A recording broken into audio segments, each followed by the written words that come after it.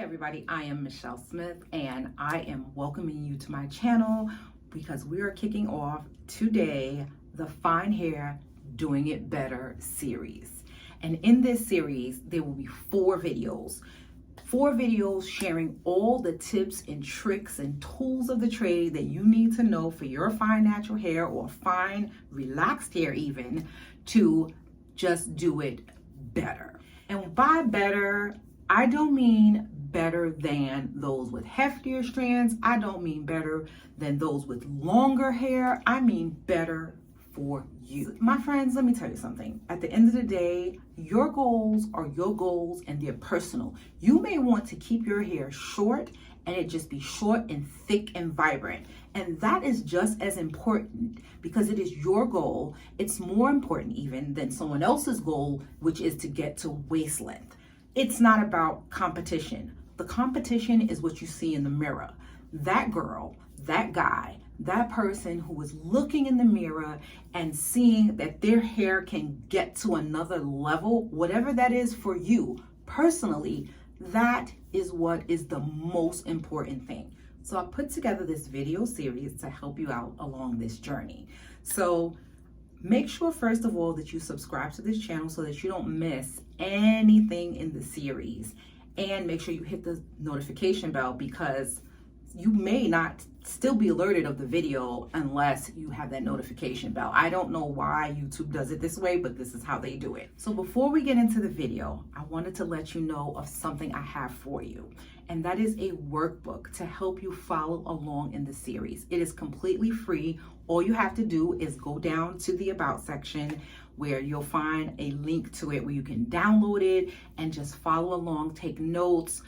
You know, because I know what it's like when I'm watching videos. Sometimes I'm like, what did they say again? And then I have to go back and rewatch it. This way you can take your own notes along the way. This workbook is, I believe it's 18 pages. I put it together for you, and there's a section for each video. So you can start out today with the cleansing section, take notes. There's prompts to help you know what to take notes on. And so without further ado, now download that. I'll wait. When you're finished downloading, hop back on over to the video and we will get into the first video lesson, which is on cleansing fine hair better. The first thing you need to do before cleansing your hair is to decide on the steps you need to take to mitigate damage, because yes, you can also damage your hair when cleansing it. There's something called hygrofatigue, which is basically damage that occurs to your strands from the opening and closing of the cuticle layer. This is usually something that happens with those who have high porosity hair, but it can happen to any hair type. And so one of the things that you can do is saturate your hair in oil, not till it's dripping wet, but to work oil throughout your hair and just apply it. Let it sit for a few minutes. Coconut oil is the gold standard, but I know a lot of people don't like coconut oil. Olive oil is also good, and avocado oil is another oil that you can use. And this is not necessarily what I'm calling a pre-poo, because there are other things you can use to pre-poo. However, you want to protect your hair from the potential breakage and damage that can occur when you wash it. Another way that you can damage your hair when washing it is through over manipulation and tangling. You can actually retangle your hair while you're washing it if you don't do it properly. Wash day for me. And so what better time than to share cleansing tips than when I'm actually going to cleanse my hair. So I'm going to show you the tools that I use to wash my hair, the products that I use, different products that you can use, as well as techniques. So first you want to gather your supplies. For me, that is latex gloves, a number of hair clips, a spray bottle, and an applicator bottle, which is going to be used to dilute shampoo. When you use shampoo in your hair, it can cause damage because shampoo can be very abrasive, especially if it contains sulfates. I'm not saying that you should completely avoid sulfates. Some people shampoo their hair with sulfates, no problem. But to mitigate damage, what you can do is put the shampoo in an applicator bottle like this one. and fill it with half water. You will still cleanse your hair and scalp with it just fine as if it were full strength, but you mitigate stripping of the oils that are in your hair, the natural oils, which you do kind of want to preserve to some degree.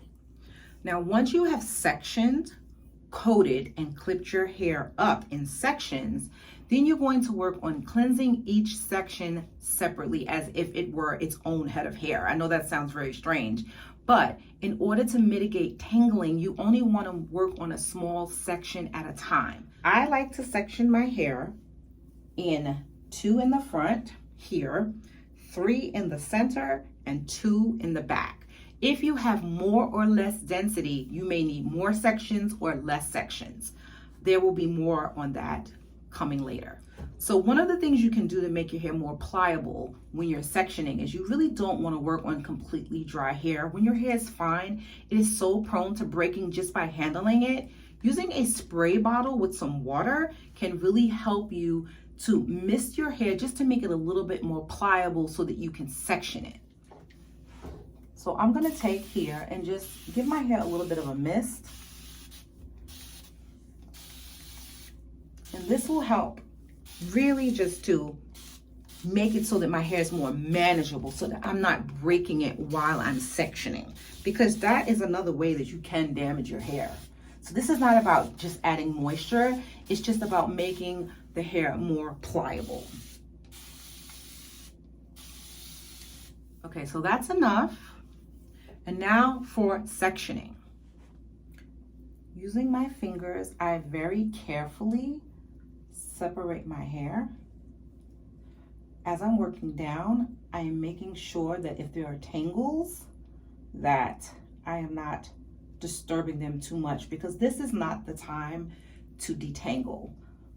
If you have had your hair in a long-term protective style, then you will want to detangle your hair in advance of shampooing, because you will have a lot of shed hair and you do want to remove that. But I typically wash my hair every 2 weeks and I keep my hair stretched. So if that's something that you do, then you don't need to detangle it on wash day before you wash, because you already have your hair pretty stretched and you can detangle later on. Separating my hair.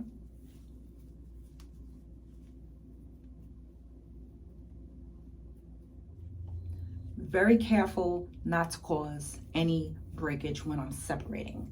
Spraying it, I'm telling you, is a game changer versus just working on it. Now, when you're in a salon and you go to a salon, unless it's a natural hair salon, I'm really not sure exactly how many steps they take in natural hair salons, but I don't think that they're going to take all of these extra steps.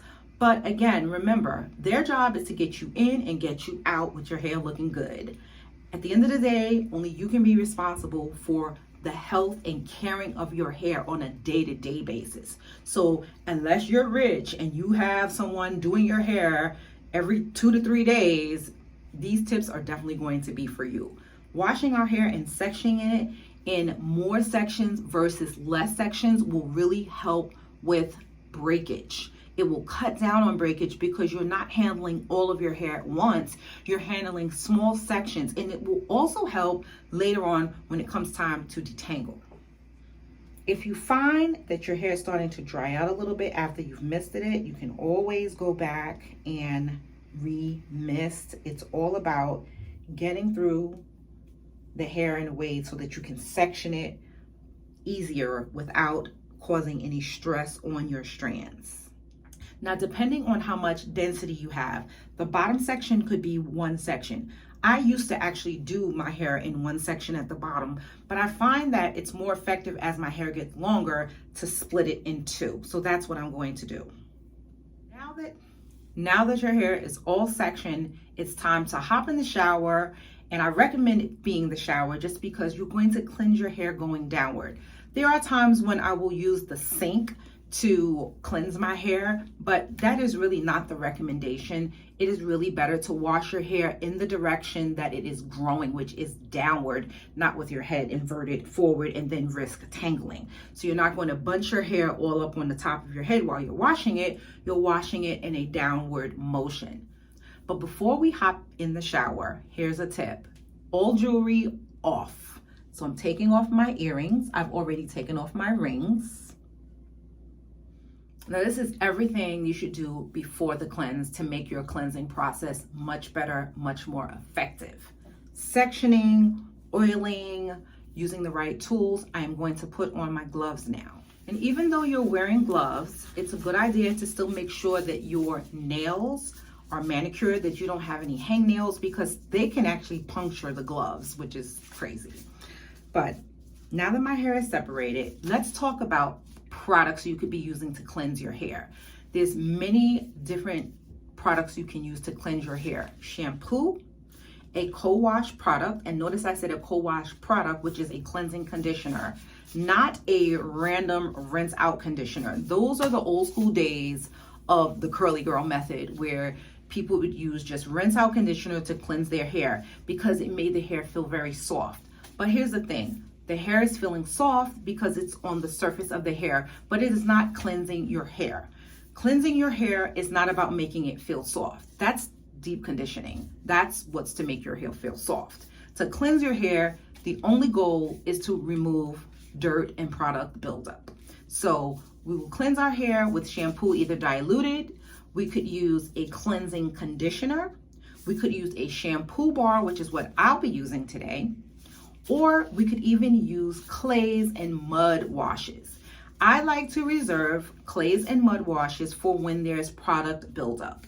Some people will use shampoos with sulfates. However, fine hair, sulfates can really dry your hair out and make it very frizzy, so I would avoid them, or at least minimize them.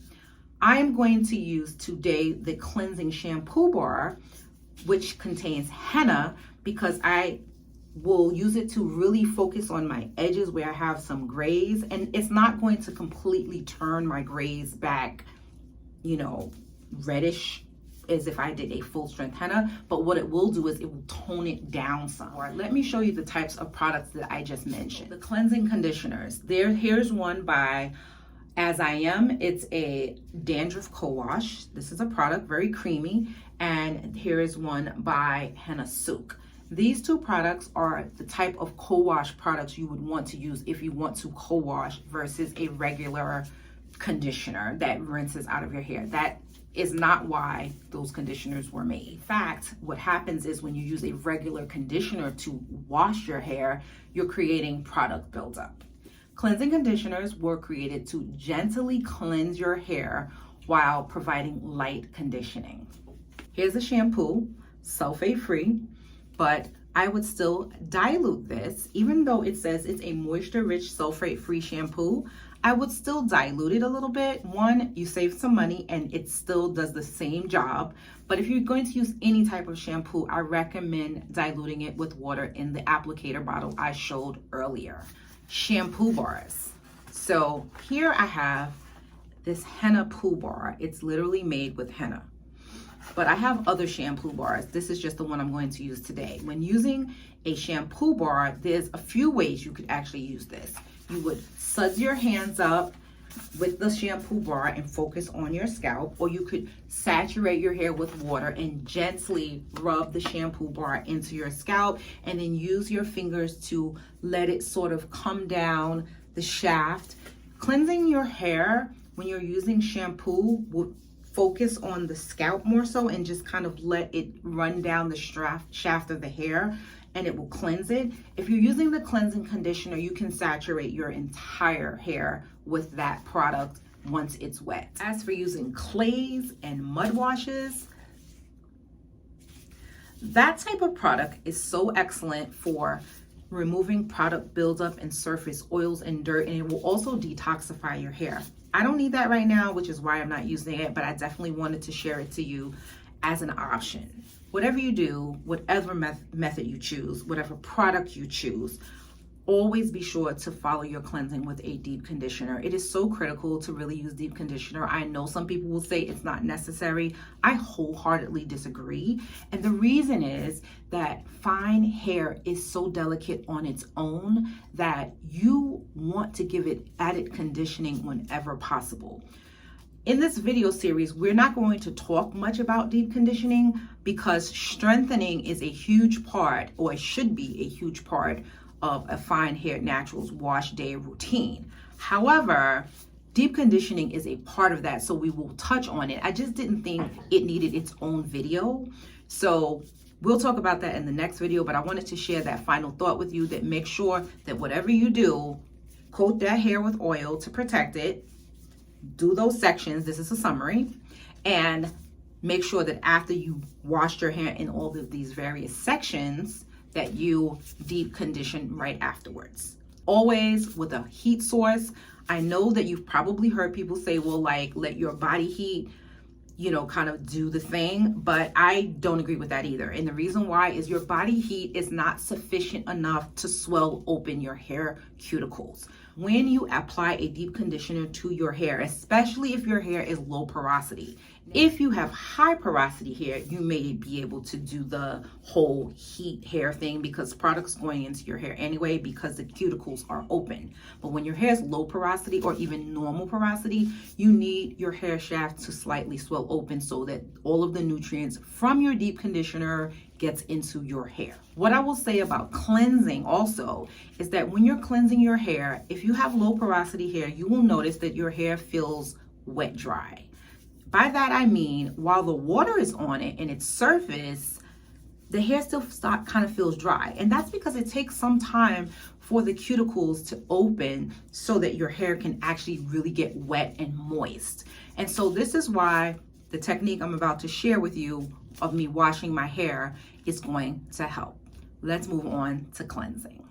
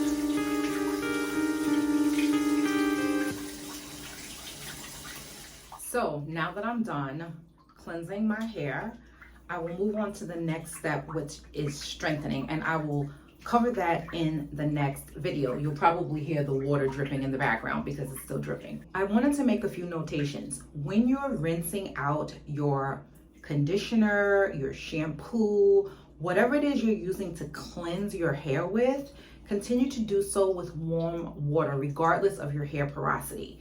Your final rinse, which will be after you've done your deep conditioning, after you've done your strengthening, should be a cooler rinse because you want your hair cuticles to close when you move on to styling. You don't want your hair cuticles to stay open regardless of your porosity. So those with high porosity hair may need to do a little bit more to close those cuticles down. Really, maybe an ACV rinse with the cooler water. For those of us with normal and low porosity hair, we can just close our hair shaft with like a quick cool rinse and it'll close right up. It should close right up. And then you're on to styling. But anyway, thank you so much for watching this video. I hope you found it helpful and I hope you downloaded the free workbook down below. And I will catch you in the next video in the series where we will talk about strengthening.